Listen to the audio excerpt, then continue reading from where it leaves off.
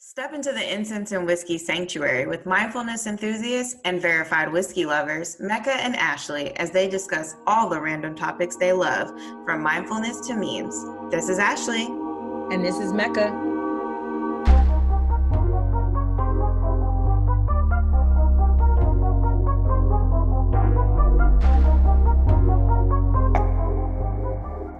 Welcome to the Incense and Whiskey sanctuary.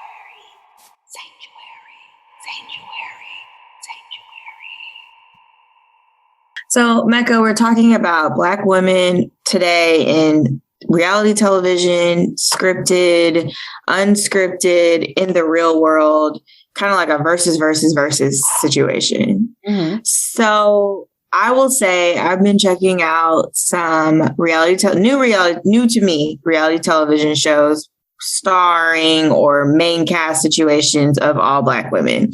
I think historically in the reality world, maybe Real Housewives of Atlanta was probably one of the first reality shows that had a cast of all Black women. Do you remember it that same way? Or, I think Flavor of Love was one of like our first forays. Right. I mean, I think if I look at it like what was intentional, if I think about what was intentional to have a cast of all African American women, it would probably be Bravo's Real House. But we started seeing it like a sprinkle here on The Real World. Right. Flavor of Love. You're right. I'm not remembering all of them, but Flavor of Love. I think you might have saw a couple on Big Brother or something, which wasn't the first, but right.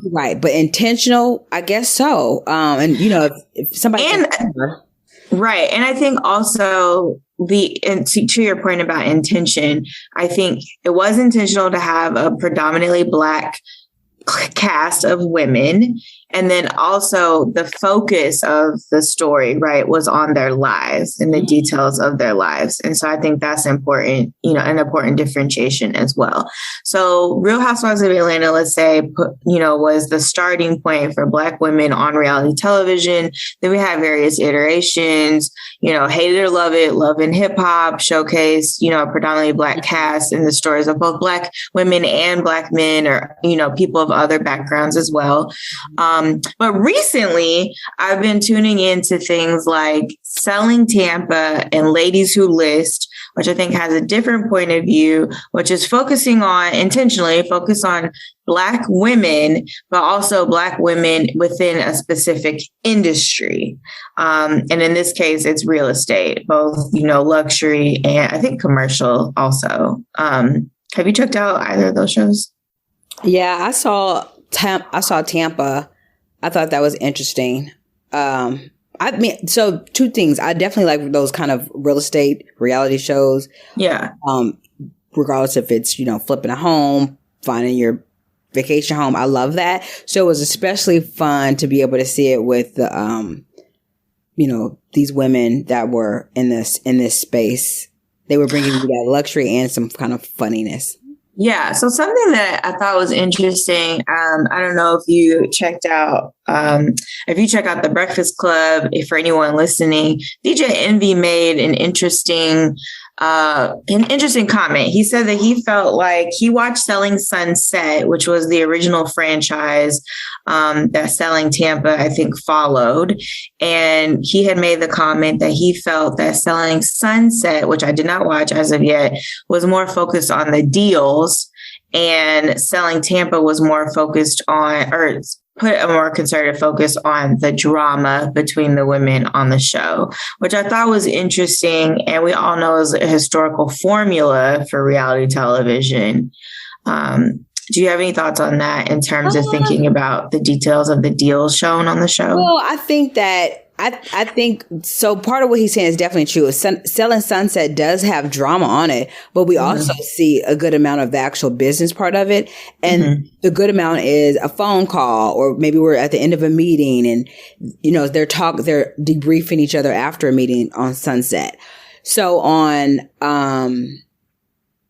Tampa, the difference was we saw more of the forefront of the drama, and the deals were like, I felt like they were like we saw one where the girl didn't even close it correctly, or she waited so long, or she underbid it. So they made sure that we saw all the hiccups. But then I forget the lady name that like owns the reality. Real estate company. She kind of like, she kind of hold on a little bit of her information. I mean, we saw her looking for that place for Meow, but we really didn't know like, how did she negotiate that? We didn't see that part. And I'm not really sure why, because that would have probably been great. We just saw at the end, we did it. But not like, oh, how did you make that happen in 72 hours or 48 hours or whatever you had? Yeah. So thinking about how we saw the women of Selling Tampa on the reality show, like, let's think about that in real life. I have actually not interacted with anybody who's a broker. Actually, that's not true. I do know a Black female broker, but this person does not have like a full brokerage with the team.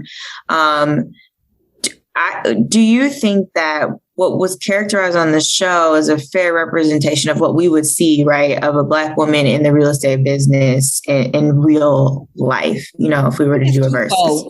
That's twofold, because I think that what they do in reality TV anyway is we see a character in their regular world, right? But then they like amplify it. So it's like they put hot sauce on it to make it look way bigger personality than it really is. So like my first condo, I actually did have a Black broker, / real estate person, and she could have easily been on Tampa. I say easily because she was beautiful. She was very like super trendy. She was on fashion. She knew the business, and she also looked amazing, right? So it was a twofold of actually knowing the business, getting it right the first time, and having kind of like that, I know this, I got this, boom, kind of attitude. But she kept it professional, but she also had her own personality, and she didn't water it down. But she wasn't like, she wasn't like over the top too much. I feel like for TV, they got to put hot sauce on it to make it over the top too much. But I love that you said hot sauce. What did you say? I love that you said hot sauce. Because I was trying to think of something that like, those eggs taste good, but when you put hot sauce on it, But I also want to note that you said when we see a character. So, it's almost like when you say character, it's almost like, characters are in scripted shows, right? Yeah. And I always say that every time we talk about reality show, I'm like, those are characters, because basically, the only characters that we really seen on TV has been, the three, like what, mommy, like a mammy kind of Jezebel. Oh, sure. Like a Sapphire. Those three types of archetypes of, the helper, the cleaner, the person that's so lovable, and then the overly sexual person, and then the one that's gonna like bite your head off because of anything, right? So those are the three that we see. I feel like sometimes reality TV gives us all three of those in one person. Sometimes they go in between those two and give you a combination. And I feel like that's what happens on this reality TV shows. That's why I call them characters. Yeah. Like, okay, Ashley, you're going to play the Jezebel. That means we're going to just overly sex everything. Everything's going to be about sex. I'm going to the grocery store, whatever. But like, it's like. Is that the sexy grocery store voice? Yeah. Okay. Wait, I have a question that just came to mind. So if Selling Tampa so we've talked about the reality show and how it comes across. We've talked about our experiences or what we would imagine could happen with a Black woman broker in real life. You have had that experience. If Selling Tampa was a scripted show, right? This is the other side of our three-way versus. If Selling Tampa were a scripted show, do you think, obviously in scripted shows, there's some kind of drama, right? That's the only reason why we would be watching it, some kind of comedy or drama. So do you think that the drama would be less about interpersonal dynamics and more about maybe the stress of closing a deal or managing a difficult client? Or, like the composition of it in terms of the factors that we would see. Okay. Yeah. In a scripted show. I feel like on a scripted show, they're going to give us more drama. But they're going to have like, let's say it's 60-40, 60% drama, 40% understanding the busy. But what kind of drama? Yeah, like is it still there? Interpersonal between the agents. It would also be like agent / buyer romantic friction. Oh yeah. We did see some of that on Tampa too. Yeah, a little bit of everything. I mean, like you can think about even these shows. I was looking at something, The King of Napa. The reason why I thought it was interesting is because we do see a lot of family. I don't know. Do you know what that is? I do. So for anybody that's listening that's not familiar, could you give us a summary? It's on OWN, and it's about about an African-American family that owns a vineyard in Napa. It is a scripted show, correct? Scripted show, and are, considered quote unquote like Black excellence. They own this amazing vineyard. They sell a wine.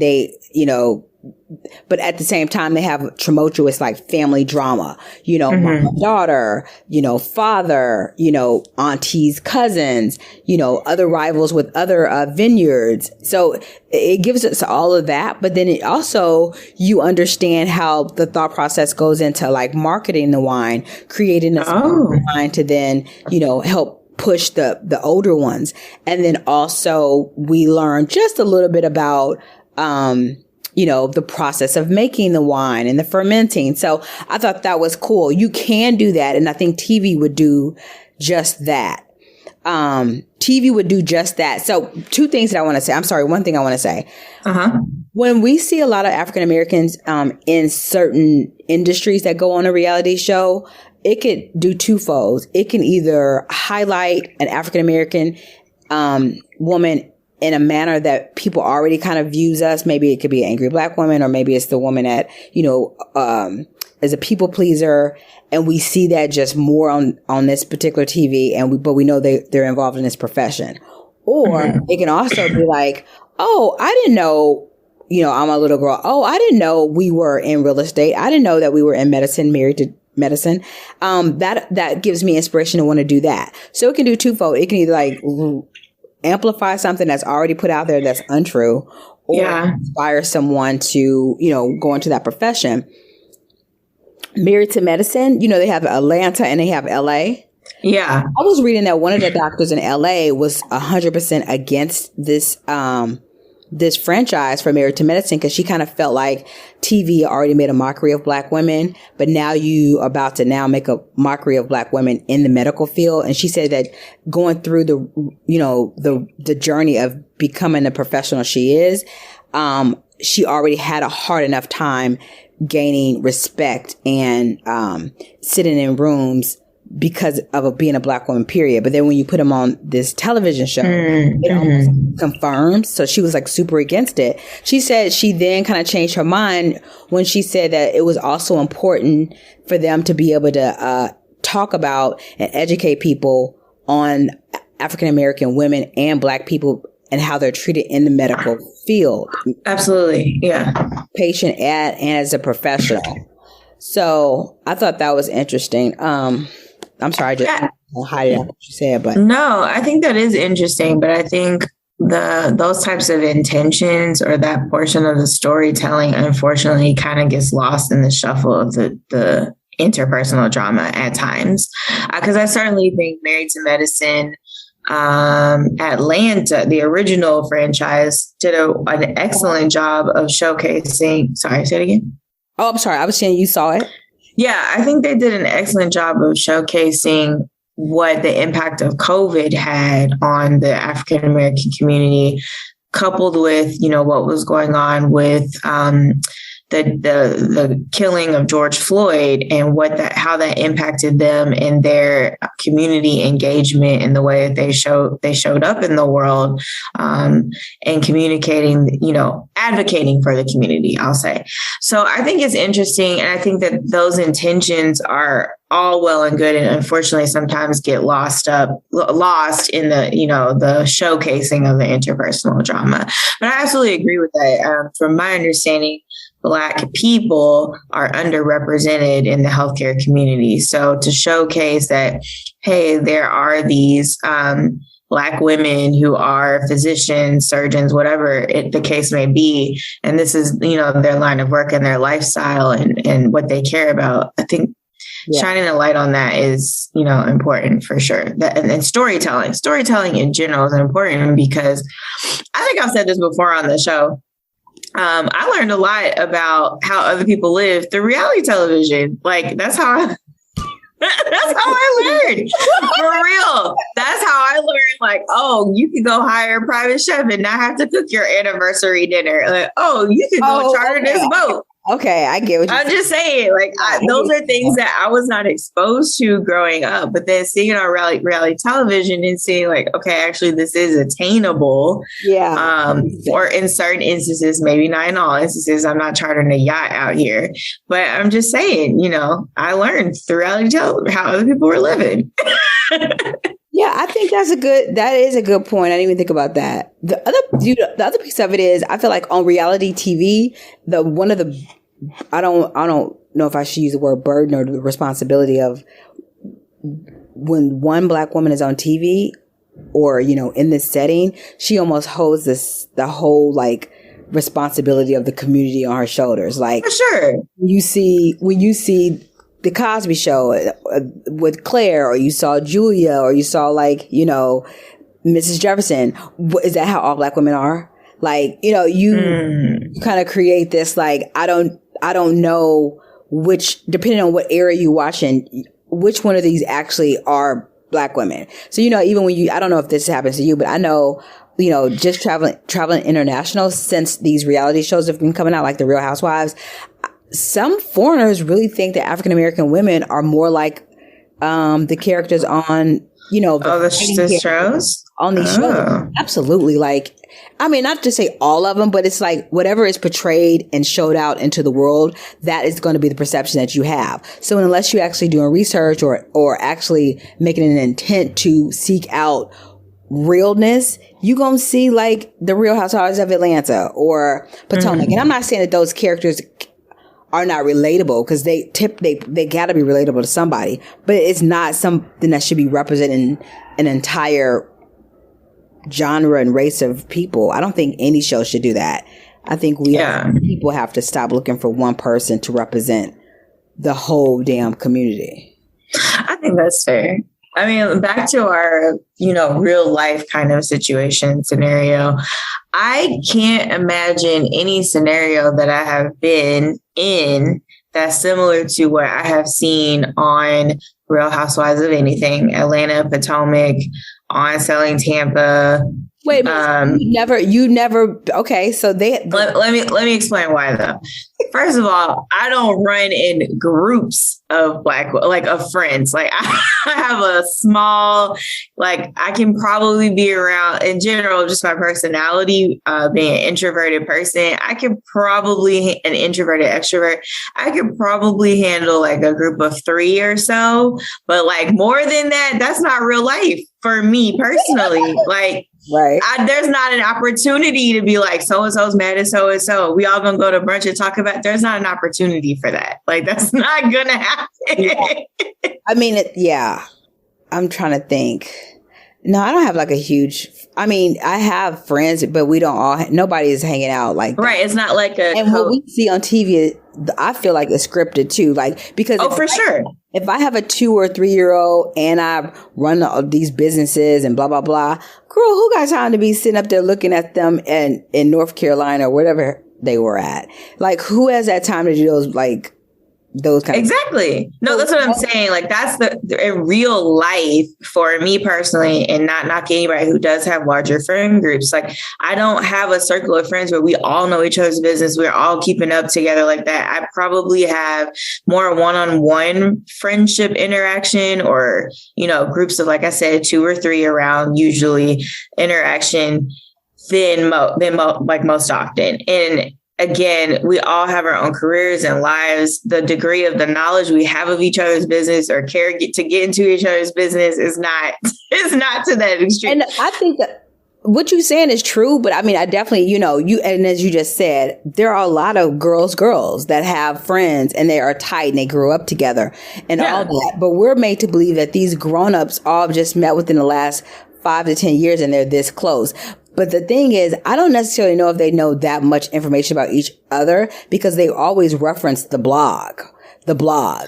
Oh. So it's almost like, yeah, I see a rumor about Ashley, and then instead of calling Ashley, I'm gonna call, friend 5, 6, and 4 so we can all discuss it. Not friend 5, 6, and 4. So well, yeah, that's the other thing too. Like, if something came up about a friend, I'm not calling a bunch of people. I'm gonna maybe be like, did you see this? Should we check in on? Like, what's up? Exactly. And then go straight to that person. Absolutely. So I think that is the very distinct difference between what we see on reality or even scripted television versus what's like going on in real life. And I think to your point about international travel, I haven't seen it so often, but I also haven't left the country since, before March 2020. I think I haven't left the country since 2019. I'm talking about prior to 2020. That was. I will say I did experience that. Years. Yeah, I did. I will say I did experience that in South America, primarily back in 2014. I felt that when people believed that the group of 3 women I was in, Black women, were Brazilian, it was all fine and well. As soon as we spoke or anyone interacted with us and understood that we were Black American women, it was like a whole different ball game. What was the ball game? It was just kind of like get seated in the back of a restaurant, like distasteful looks, being dismissive as soon as they found out that we weren't Brazilian or we weren't, anything but Americans. But I also felt like a lot of that was, I'm not going to take away colorism was very much a factor. But I also felt that there was an appreciation for American culture through television and music, but not for American people.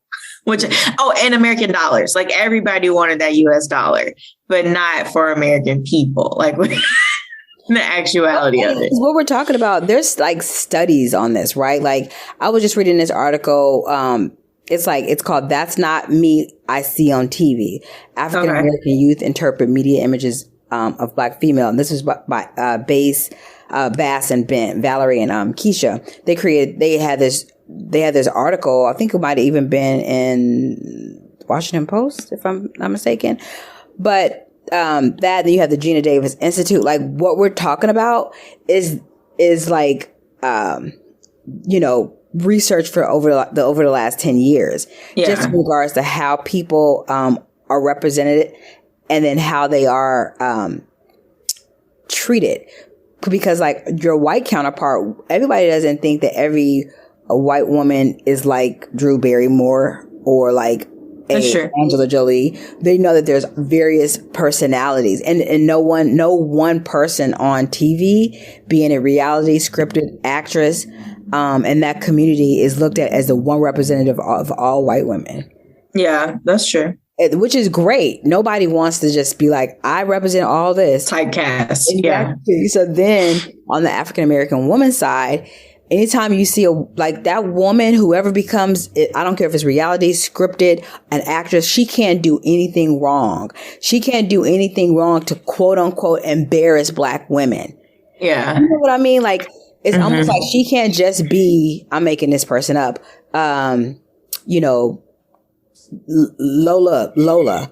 She can't just be Lola doing her acting. She has to be Lola representing all African American women doing her acting. Yeah, I think unfortunately it's because there's not enough depictions of Black women, or a variety of depictions, whether it's scripted or unscripted, generally. So yeah, unfortunately that burden, or however you want to phrase it, does fall on that actor or character, whomever, to represent the community, because there's not, as you said, a variety of depictions. And I'm hoping that we're getting there. I mean, it seems like it's slowly but surely, but I'm surprised that there's now in existence 2 different television shows about Black women in the real estate industry, So I think that's a good idea. We watched the Mobsters. They gave us a whole, they weren't Black, but I'm just giving you this example. When it's women and a specific industry together on a reality show, then that's kind of like, oh, they should